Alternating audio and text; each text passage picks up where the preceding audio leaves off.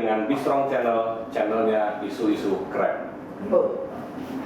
Baik, kali ini kita akan berbincang tentang satu tema yang sedang hangat, debat publik calon kepala daerah, gubernur, bupati, wali kota. Karena tidak lama lagi kita akan melaksanakan pesta demokrasi pemilihan kepala daerah serentak 27 November 2024 termasuk Provinsi Lampung. Salah satu tahapan dalam kampanye adalah debat publik pasangan calon yang sedang berlangsung. Nah, kesempatan ini kita akan berbincang apakah efektif debat publik ini dalam mempengaruhi pilihan para pemilih pemula. Untuk itu telah hadir bersama kita dua orang narasumber yang keren dan luar biasa. Yang pertama, Bang Muhtadi. Hai, assalamualaikum. Kabar bro? Sehat ya? Sehat. Nyampe sini pasti sehat bro. Alhamdulillah, keren. Yang kedua, Bang Muhtadi ini adalah akademisi Fakultas Hukum Universitas Lampung. Kemudian yang kedua, narasumber kita, Bang Robi Cahyadi. Assalamualaikum. Waalaikumsalam. Sehat ya Bang Robi ya? Alhamdulillah. Bang Robi ini akademisi Visip Unila. Kedua orang narasumber ini terlibat di cukup banyak debat publik di Provinsi Lampung, provinsi, kabupaten, kota. Untuk itu sudah tepat Bistrong Channel menghadirkan kedua orang narasumber untuk membahas tema kita ini. Oke, yang pertama saya coba ke Bang Robi. Bang Robi, debat publik sudah 1, 2, bahkan ada yang sudah 3 kali di Provinsi Lampung ini dengan berbagai tema yang diangkat oleh KPU. Kemudian data menunjukkan pemilih Lampung ini untuk pilkada kan sekitar 6,5 juta. Ya. Dengan komposisi 3,3 juta laki-laki dan 3,2 juta perempuan. Nah, dari 6,5 juta itu ada, kalau kita kategorikan nih, usia 17 sampai 40-an 2 tahun itu 55%, separuh lebih. Kemudian usia 17 sampai 26 tahun itu 21%. Cukup besar, 21%. Yang menurut sebagian pengamat, kalau milenial atau generasi Z itu kan salah satu sumber rujukan dalam menentukan pilihan itu media sosial, dunia maya. Nah, debat ini kan juga paling banyak tayang di media-media sosial. Nah, kira-kira menurut Bang Robi ada pengaruhnya nggak debat publik ini untuk terutama para pemilih pemula Iya. dalam menentukan pilihan? Ada gimana, Bang Robi? Oke, Bang Hussein. Ya, jadi Bistrong Channel dan juga pendengar ya di seluruh Universitas Lampung dan di Lampung. Jadi ini banyak, sering nih banyak yang tanya saya, ini efektif nggak sih ya debat publik ini sebenarnya pengaruh nggak sih sama pemilih gitu ya? Maksudnya. Jadi saya selalu menjawabnya begini, jadi itu tergantung ya, efektif atau tidak, ya tergantung bagaimana publik itu menanggapi dan menganggap debat itu penting atau enggak. Saya bilang gitu. Oke. Terus. Ini kalau jadi ada kalau misalnya publik atau pemilih itu menganggap debat itu penting ya efektif, tapi kalau menganggap dia nggak penting ya efektif. Karena ada sesuatu yang unik juga ini berdasarkan beberapa kajian yang saya pelajari di berbagai pemilihan kepala daerah sejak tahun 2004 sampai dengan sekarang. Ternyata pemilih itu sudah punya rujukan, dia mau memilih siapa sebenarnya. Ya, rujukan itu dia secara pribadi dia sudah tahu, misalnya ini calonnya X dan Y, saya akan milih X, saya akan milih Y. Jadi pada saat dia nonton debat, secara psikologi politik dia hanya ingin meyakinkan dirinya untuk memantapkan pilihannya, memilih calon yang akan dia pilih. Nah itu dia psikologi politiknya, ya. Nah terus, jadi efektif nggak bagi orang yang seperti ini? Nggak efektif, karena dia sudah punya pilihan. Sebelum debat itu dia sudah memilih. Nah, ini akan menjadi efektif bagi pemilih yang memang masih mengambang, dia tidak punya pilihan pasti. Nah, pemilih ngambang atau swing voters ini biasanya adalah orang-orang yang baru pertama kali memilih. Nah, orang yang baru pertama kali memilih itu adalah kalau kita bahasa gaulnya adalah Gen Z. Gen Z. Orang yang lahir di Tadi kurang lebih 20-an persen. Nah, sekitar 21% ya, sekitar 20-25%. Ini orang baru pertama. Nah, inilah yang galau. Nah, makanya inilah yang sebenarnya disasar oleh KPU atau oleh pasangan paslon untuk diambil suaranya. Nah, tapi ada yang unik juga nih, Bang Usep. Nah, jadi kebetulan saya kan mengajar di FISIP. Saya pernah survei kecil-kecilan di kelas saya. Survei kecil-kecilan di kelas saya, di beberapa kelas, ada 5 kelas yang saya ajar semester ini. Saya bilang, adik, satu kelas itu saya survei. Siapa yang semalam nonton debat? Debat apapun, saya bilang. Nah, mau dia kota di Bandar Lampung, mau dia di provinsi, bupati tempatnya. Siapa yang nonton debat?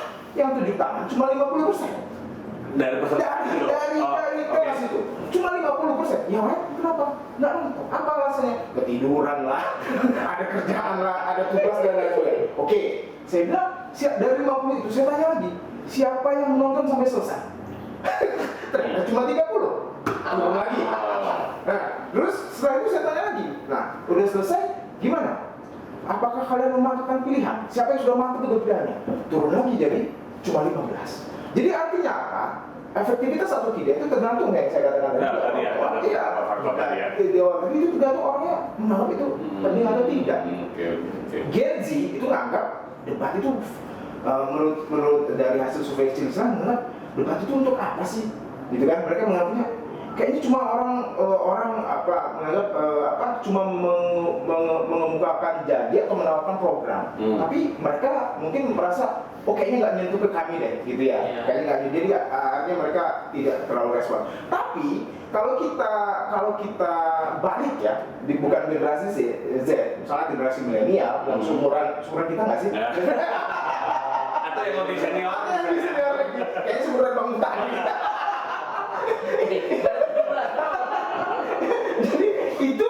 itu serius betul nontonnya. Serius betul nontonnya. Kenapa? Karena mereka, wah ini pilihan saya, ini pilihan kita, pilihan bareng-bareng ini. Nontonnya serius betul. Jadi itu penting bagi mereka. Itu penting bagi mereka karena tapi masih penting dalam rangka memutuskan untuk meyakinkan. Tapi bergeser kayaknya enggak. Kalau bergeser kayaknya enggak. Tapi hanya meyakinkan. Nah, justru yang bergeser ini untuk pemilih pemula tadi. Jadi gitu. Oke. Bang Robi. Nah, gini, saya ke Bang tadi. Tadi kalau kata Bang Robi sebetulnya ada sih pengaruhnya, walaupun mungkin nggak signifikan. Karena sebagian besar pemilih itu sebetulnya sudah punya pilihan. Setelah melihat debat tambah yakin. Kalau paling kayaknya kecil kemungkinan. Kalau Bang tadi gimana ngeliatnya, Bang? Kalau saya gini, sederhana ya. Debat itu kan memang didesain untuk meyakinkan pemilih ketika dia sudah menetapkan cerita itu tadi. Yang kedua, jadi tetap startnya sebetulnya sudah ada pilihan ya? Yang kedua, memberikan pilihan kepada orang yang masih ragu dan gamang itu untuk tetap akan pada rencana semula akan memilih itu atau kemudian berpindah ke lain hati. Polanya begitu gitu. Tetapi kalau kita ngobrolin ke generasi Z kita gitu ya, dengan debat itu gitu, dengan tampilan debat yang sekarang itu kan hopeless. Saya harus mengatakan gitu ya, hopeless. Iya, sederhana gitu ya. Dalam imajinasi kita, yang namanya debat, bukan cuma saya ya. Iya, berdebat itu adalah berargumentasi. Bahasanya ngotot-ngototan, kasarnya saling menyerang, lempar mic lah kasarnya. Saling tunjuk-tunjuk lah gitu kan. Ketika menyampaikan gagasan yang terbaik dari persoalan, dia ungkit apa akar persoalannya, lalu dia munculkan bagaimana menyelesaikan ketika dia menjadi pejabat gitu kan. Kan begitu model harapan orang. Iya, harapan orang seperti itu. Harapannya begitu. Tetapi begitu kita nonton debat, secara umum itu kan nanti klimaks, bro. Betul. Yang terjadi itu kan bahasa kasar dalam dunia orang dewasa itu, mereka beronani. Iya. Mereka yang puas sendiri. Maaf, saya belum dewasa. Ya mereka yang puas sendiri dengan segala macam yang mereka itu wah gitu ya. Tetapi penonton itu anti klimaks gitu. Di luar ekspektasi. Apalagi kalau ngomong Gen Z. Saya tidak menemukan satupun debat dari provinsi sampai kabupaten kota yang terjauh dari provinsi kita ini, dari titik ibu kota, yang ngomongin bagaimana mereka akan mengelola Gen Z itu. Ada.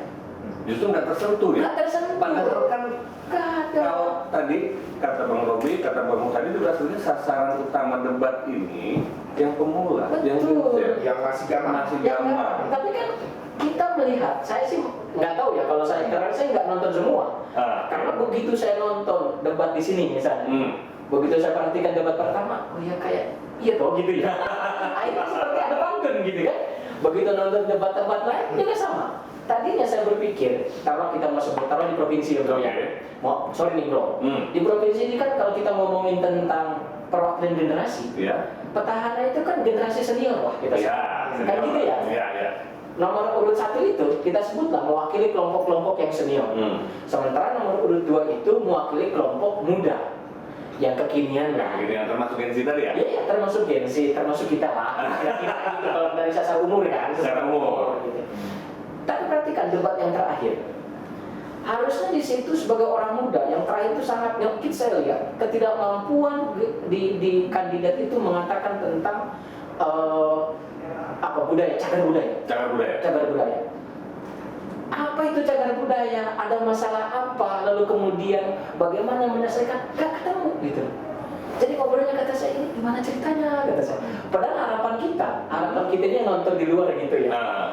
Generasi muda yang diwakili oleh kandidat itu bisa menginformasikan loh bahwa kami ini qualified juga menonjolkan bahwa kepentingan kelompok muda ini itu bisa kami wakili.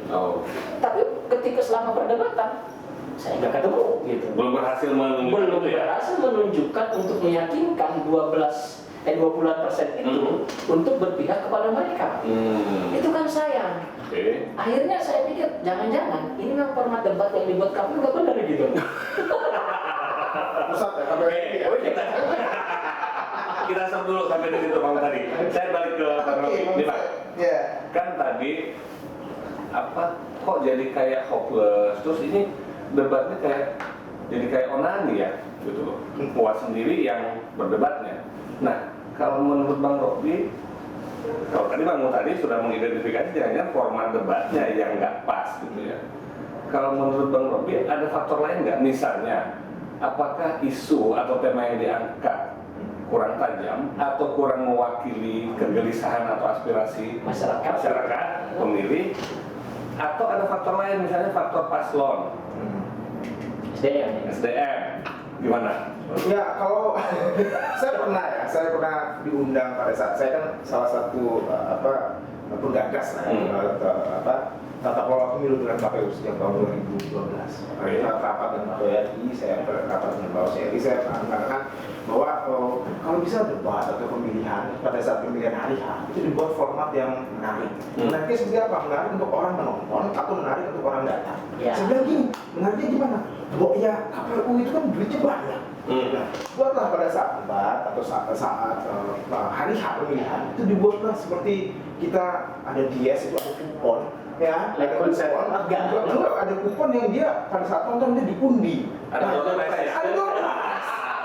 prize. Jadi orang itu terpaksa untuk menonton, ya. Karena apa? Dia berharap bahwa kupon undiannya akan keluar. Karena kenapa? KPU itu dananya banyak loh. Nah itu kenapa? Efeknya apa? Pertama, menggugah orang untuk menonton. Mau tidak mau, karena apa? Ada sesuatu yang diharapkan, ada rewardnya diharapkan. Terus kedua, kalau sudah menggugah orang menonton, akhirnya dia terpaksa untuk menyimak. Setelah terpaksa menyimak, akhirnya dia ya masuklah semua visi misi program kerja para paslon itu masuk. Nah jadi itu ada unsur humannya menurut saya belum ada, dan memang itu tidak diatur di peraturan KPU-nya ya. Ini humanisnya loh, supaya orang datang gitu ya. Jadi kita tidak terpaku bahwa debat itu ya konsepnya konservatif sekali, tidak itu. Karena memang begini trennya. Kalau kita bicara Gen Z ya, trennya dari 2004 sampai dengan sekarang, Gen Z ini generasi pemilih muda, trennya itu semakin apolitis. Semakin apolitis. Jadi dia agak tidak terlalu menyukai hal-hal yang sifatnya politis. Kenapa? Ini disebabkan kenapa? Karena memang salah politisi juga, gitu ya. Salah kita juga, ini korupsi masih banyak, terus macam-macam lah masalah. Jadi dianggap bahwa politik itu adalah sesuatu yang bukan kotor, tidak menarik. Lebih senang buat konten, gitu ya. Kita jualan di YouTube kan, YouTuber. ramen virtual di Ya. TikTok yang menghasilkan uang. Jadi ini yang sesuatu yang ini. Jadi kembali lagi ke pertanyaan Bang Usep tadi. Jadi mungkin itu pertama adalah format, yang kedua adalah memang bagaimana supaya efektif atau menarik debat itu dibuatlah semeriah mungkin yang memang membuat orang itu menarik lah, mereka ikut berpartisipasi. Jadi partisipasi orang untuk influence dalam debat itu nggak ada. Oke. Iya. Bang Tali, kan jadi kayak sia-sia ya, walaupun prematur juga nih kesimpulannya. Tapi gini, ya enggak juga. bang saya gini, kan sebetulnya debat ini dirancang oleh Komisi Pemilihan Umum sebagai salah satu bagian dari pendidikan politik bagi masyarakat. Terutama tadi karena kita fokusnya Gen Z, pemilih pemula, kan mestinya ini bisa mencerdaskan pemilih, mengenali, memahami figur, gagasannya seperti apa, kemampuan paslon seperti apa.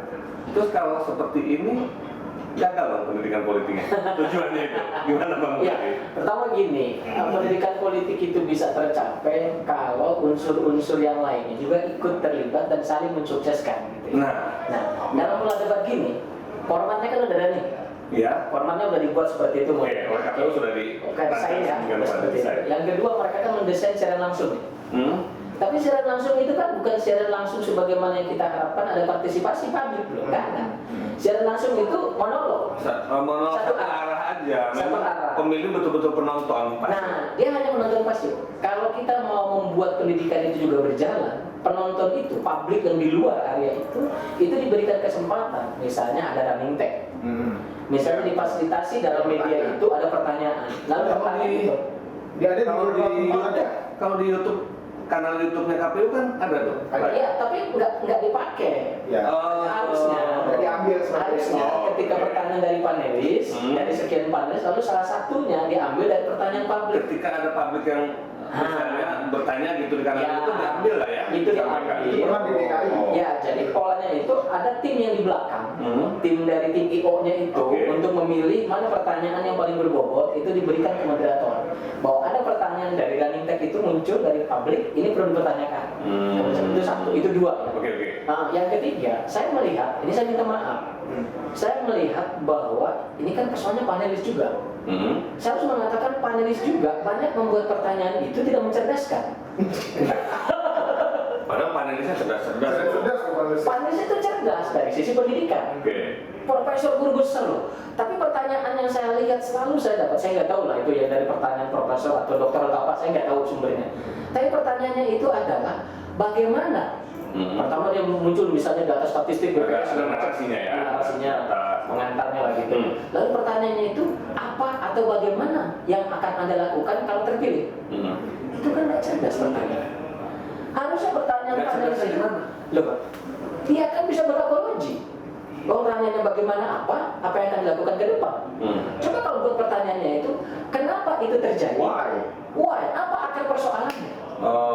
Baru setelah dia menjawab akar persoalannya, bagaimana cara menyelesaikan akar persoalan itu? Contoh yang kemiskinan. Kemarin di debat terakhir itu kan ngomongin tentang kemiskinan, persentase segala macam. Tapi nggak ada muncul pertanyaan di bagian mana kemiskinan itu tidak tercapai. Akar persoalannya apa? Baru muncul pertanyaan berikutnya, bagaimana cara menyelesaikan, mengentaskan kemiskinan pada wilayah itu? Baru cerdas pertanyaan itu. Sehingga kandidat itu tidak berapologi, tidak berandai-andai. Apa bagaimana setelah Anda terpilih? Kan jawabannya kalau terpilih. Kalau enggak, jadi nggak punya tanggung jawab. Itu maksud saya. Tapi kalau dia mau bicaranya itu dari panelis mengatakan apa sih akar persoalannya, gitu kan? Baru muncul jawaban dia, akar persoalannya itu di bidang ini adalah seperti ini. Maka solusi yang saya tawarkan ke depan adalah seperti ini. Jadi sorry itu saya.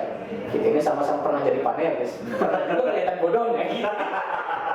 Oke, tapi mungkin di lain sisi, mungkin nggak itu munculnya karena memang desain debat yang dituangkan ke dalam peraturan KPU itu memang membuat terlalu banyak batasan, sehingga ruang untuk berkreasi bagi panelis, bagi tim perumus atau apapun lah elemen yang ikut melaksanakan debat itu kemudian menjadi terbatas. Ya kalau saya sih sebetulnya enggak. Enggak juga ya? Enggak juga, karena ini kan persoalan kemauan dari panelis itu untuk membuat pertanyaan itu yang memang betul-betul dari akar persoalan sampai dengan solusi yang ditawarkan gitu. Tidak hanya bicara kalau terpilih gitu. Kan selalu begitu saya ngikut-ngikut itu gitu ya. Nah, itu yang kedua. Yang ketiga, saya ngelihat gitu ya. Debat itu nampak yang saya minta maaf agak keung-pakeunya nampak gitu. Karena sebelah itu senior gitu kan, atau incumbent gitu ya, mantan incumbent gitu ya. Jadi kita merasa nggak nyaman kalau nyerang. Nampak kelihatan itu. Padahal yang namanya incumbent mencalonkan diri itu tempatnya salah dan dosa, bro. Jadi wajar kalau jadi kulit. Termasuk kalau ada prestasi ya. Oh iya dong. Objektif juga kan. Kita harus objektif juga. Ketika dia ada punya prestasi kita sebutkan. Misalnya kalau provinsi ini kan sampai 190 sekian gitu ya. Tapi kan bukan cuma prestasi, tapi apa yang dilakukan dengan prestasi itu kan itu obrolannya gitu. Nah, karena pakeu itu gitu, akhirnya debat itu kan monoton. Sekedar bahasa sederhananya itu sekedar memenuhi menggugurkan kewajiban yang diatur dalam PKPU bahwa dalam masa kampanye itu salah satu bentuk kampanye itu debat gitu kan. Ya ujung-ujungnya PNS menjadikan politik, tapi begitu format di belakang ya kita hanya gitu. Oke, Bang Robi, kan gini. Sebetulnya salah satu sasaran utama generasi Z tadi ya, yang 20%-an itu, yang notabene kita tahu di generasi Z itu kan referensi terbesarnya dari dunia maya. Betul. Dari medsos, dari TikTok, dari macam-macam lah media sosial. Dan debat ini kan sebetulnya memang didesain, dirancang untuk bisa dinikmati oleh banyak masyarakat yang bisa menggunakan teknologi lah ya, media sosial ketimbang yang hadir langsung. Kenapa masih nggak efektif menurut Bang? Oke, jadi saya memandangnya gini, berdasarkan teori yang saya pelajari. Kan berdasarkan teori juga, untuk kalau belajar teori kan harus disampaikan. Jadi teorinya Gen Z atau pemilih pemula atau pemilih apapun itu kan nanti kan muaranya adalah partisipasi politik ya. Dia datang ke TPS partisipasi. Secara teoritis partisipasi itu ada dua, aktif nggak aktif. Kalau aktif dia datang, kalau nggak aktif ya nggak datang. Atau mungkin kalau nggak mana gitu. Tetap dibilang berpartisipasi? Kalau tidak datang ya berarti tidak berpartisipasi. Berpartisipasi tapi non aktif. Mungkin dia partisipasi di tempat lain, jadi anggota dewan dan sebagainya, jadi pengurus parpol dan sebagainya. Sebelum partisipasi itu muncul, itu ranah step sebelum partisipasi muncul itu ada yang namanya pendidikan politik. Nah ini kan salah satu cara sebagai pendidikan. Sebelum pendidikan politik itu ada satu step sebelumnya adalah literasi politik. Literasi politik. Nah literasi ini kalau menurut pandangan saya itu yang belum jalan. Literasi itu artinya adalah pemahaman orang tentang politik ya secara keseluruhan, tentang pemilu, tentang demokrasi dan lain sebagainya. Literasi ini yang belum muncul. Kenapa pertanyaan literasi itu muncul? Karena memang politik tidak menarik. Tadi ya, politik tidak menarik. Di awal itu tidak menarik bagi generasi Z, ya bagi generasi Z. Kenapa tidak menarik ya? Karena banyak kejadian yang mereka anggap tidak membuat politik itu menarik. Tapi di sisi lain, bukan gue banget gitu ya. Bukan banget gitu. Kata generasi Z. Tapi di sisi lain mereka juga butuh itu kan, butuh seperti itu. Betul. Jadi saya melihatnya bahwa literasi politiknya ini belum jalan. Karena berbagai macam faktor lah. Ya. Jadi apa yang dilakukan KPU ya, kalau melihat dari format debat, ya memang itu menggugurkan kewajiban. Tapi juga saya melihat memang segmen yang dibuat itu ada 6 segmen. 1, 2, 3, 4, 5, 6. Ya. Segmen itu memang terlalu sedikit sebenarnya kalau 2 jam. Terlalu sedikit. Menurut saya begini. Artinya dari banyaknya permasalahan di daerah, ini kan dibuat pertanyaan oleh panelis dan yang terpilih kan acak. Bisa saja yang tadi dikatakan Bang tadi itu adalah pertanyaan yang dibuat oleh panelis yang dia nggak ngerti yang dibuat. Iya, kan panelis juga Iya, dia nggak ngerti. Karena pertanyaan yang bagus dari Profesor Dokter itu nggak ngerti. Iya, bisa jadi. Itu yang kedua, bicara literasi politik juga saya meyakini bahwa seluruh paslon, ya tidak hanya di kabupaten di kota, itu juga literasi politiknya terbatas. Jadi ditanyanya A, jawabnya bisa A plus, A minus, atau B bahkan C. Jangan sembung ojek dong. Jawabannya, karena literasinya mereka terbatas juga, karena memang mungkin banyak juga persoalan di daerah yang mereka tidak paham atau hanya sebagai dasar-dasarnya saja. Nah ini sama-samanya di poin itu menarik tuh. Mestinya kan, begitu paslon Jaka Sembung naik ojek tadi, ditanya jawabnya Z atau jawab kemana kan kemudian publik bisa menilai. Nah itu dia. Kapasitas dan kualitas calon itu segitu, layak nggak ya saya pilih? Makanya kan itu sebenarnya. Harusnya itu idealnya seperti itu. Iya. Terus gimana seperti itu? Idealnya. Saya pernah ini case-nya Pilpres ya. Pilpres di 2024 lalu ada Pilpres 2019. Selalu pada saat Pilpres saya lakukan survei selalu ke mahasiswa. Jadi ada yang menarik Gen Z. Saya tanya, kamu pilihnya apa nih? Oh calon X, oke. Terus pada saat debat, jelek pak, calon X itu jelek. Aduh, saya kayaknya nggak bakal milih. Terus berikutnya balik lagi debat kedua, jelek. Pak ujung-ujungnya dia tetap milih calon X. Saya tanya kenapa kamu pilih calon X? Padahal kamu bilang itu jelek, nggak sesuai ekspektasi kamu. Pacar saya pilih dia.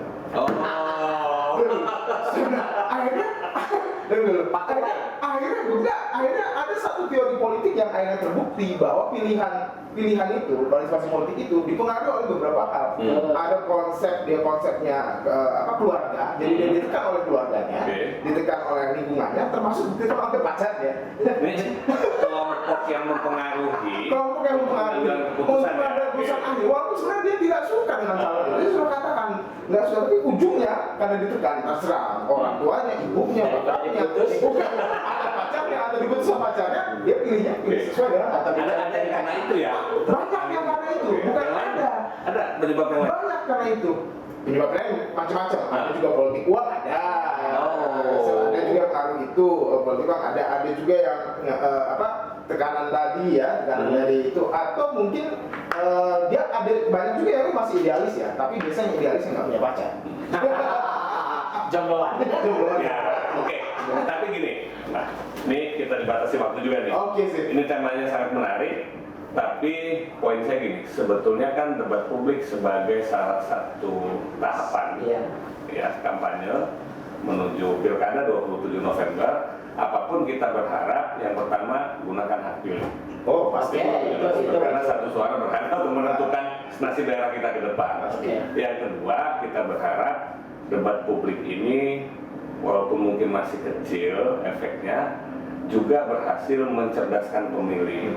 Artinya kita berharap pemilih ini lebih rasional, menggunakan debat publik itu sebagai faktor dalam menentukan pilihan hak suara dia mau diberikan kemana. Tentu selain memang ada banyak koreksi, perbaikan bagi KPU sebagai penyelenggara terhadap format debat ke depan supaya lebih baik. Gitu ya. Oke. Tapi sebentar dulu, ada harus diingat gitu ya bahwa tema yang selalu dihadirkan dalam sesi debat itu terlalu luas. Itu terlalu luas. Harusnya kalau kita mau tema itu menjadi spesifik, tentukan saja jauh hari seperti yang kemarin itu, tapi spesifik, dan itu diambil dari urusan yang menjadi kewenangan pemerintah daerah. Misalnya dalam undang-undang pemerintahan daerah, urusan itu kan ada yang wajib pilihan. Yang wajib kan ada dua model, wajib terkait layanan dasar, urusan wajib tidak terkait layanan dasar. Harusnya tema itu spesifik saja. Misal terkait layanan dasar, wajib yang terkait dasar itu kan pendidikan, kesehatan, lalu kemudian infrastruktur perumahan gitu ya. Idealnya gitu, satu tema itu satu kali sesi debat cukup satu tema.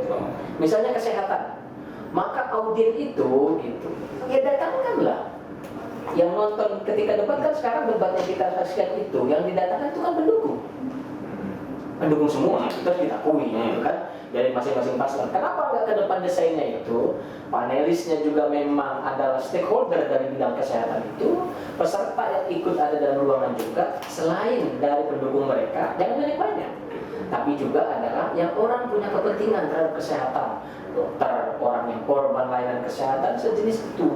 Begitupun pendidikan. Jadi dari awal fokus fokus gitu, nggak kemana-mana. Oke. Baik, terima kasih. Bang Mutadi, Bang Robi, mudah-mudahan ini didengar termasuk oleh KPU sebagai pengambil kebijakan dalam penyelenggaraan pemilu supaya bisa melakukan perbaikan ke depan. Baik, demikian bincang-bincang kita di Bistrong Channel. jangan pernah takut menjadi benar.